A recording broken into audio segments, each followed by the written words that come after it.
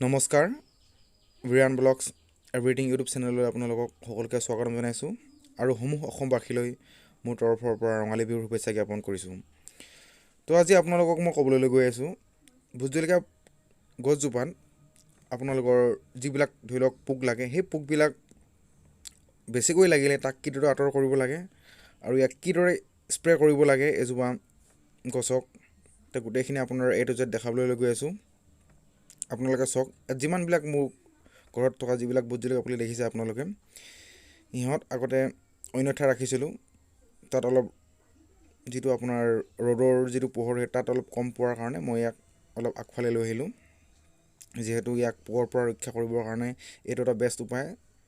যদি আপুনি ৰ'দত নাৰাখে তাত বেছি পোক লাগে আৰু তাৰ ক্ষেত্ৰত মই ইয়াক কিদৰে কি কৰিলোঁ দেখাই আছোঁ। আপোনালোকে ভিডিঅ'টো চাওক।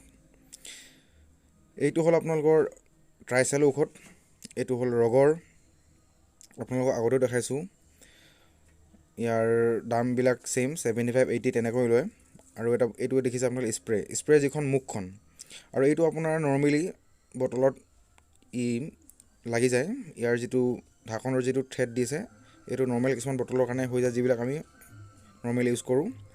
মই ইয়াক 2 লিটাৰ বটল এটাত ইউজ কৰোঁ কাৰণ ইয়াক বাৰে বাৰে মিলাই থাকিবলৈ অলপ প্ৰব্লেম হয় কাৰণে মই ডাঙৰ বটল এটা ইউজ কৰিছোঁ। আপোনালোকে ইউজ কৰিব পাৰে এইদৰে।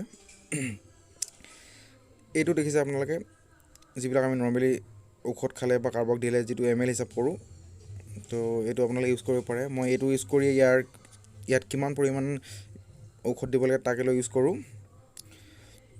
তো আহক মই ভিডিঅ'টো বেছি দেৰি নকৰি ইয়াত মই আপোনাৰ ঔষধ মিলালোঁ আৰু কিদৰে স্প্ৰে কৰোঁ তাকে আপোনালোকলৈ দেখাবলৈ গৈ আছোঁ।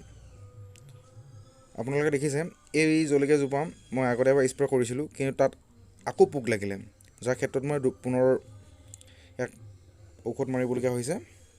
প্ৰথমতে আপোনালোকে এইদৰে গোটেই গছজোপাৰ যিবিলাক পাতবিলাক ওপৰৰ যিটো তৰপ গোটেইখিনিকে আপোনালোকে এনেকৈ ঔষধেৰে তিয়াই ল'ব আৰু যিমান পাৰে আপোনালোকে যাৰ যিটো কুঁহি থাকে সেই কুঁহিটোত আপোনালোকে বেছিকৈ দৰৱটো দিব কাৰণ সেই কুঁহিটোত আপোনাৰ পোকৰ সংখ্যাটো অলপ বেছি পোৱা যায়।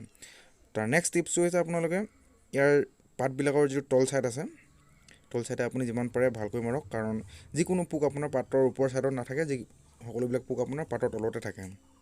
সেইকাৰণে আপোনালোকে এখিলা পাত চাই আপোনালোকে ঔষধ স্প্ৰে কৰিব লাগিব, নহ'লে আপোনাৰ আপোনাৰ তাত পোক লাগিব, আপোনাৰ কুঁহিবিলাক খাব।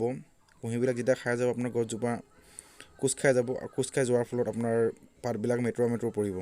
আৰু যিমান পাৰে সাৱধানে কৰিব যাতে গছৰ ডাল পাত ইয়াত লাগি থকা যিবিলাক কলি ফুল এইবিলাক যাতে নহৰে। তো এইদৰে কৰিলে আপুনি এটা ভাল ৰিজাল্ট পাব বুলি আশা ৰাখি ভিডিঅ'টো মই ইমানতে সামৰণি মাৰিছোঁ। আৰু যদি ভিডিঅ'টো আপোনালোকে চাই ভাল পালে লাইক এটা কৰিব, চেনেলটো যদি নতুন আহিছে ছাবস্ক্ৰাইব কৰিবলৈ একেবাৰে নাপাহৰিব। আজিলৈ মই বিদায় লৈছোঁ, ধন্যবাদ।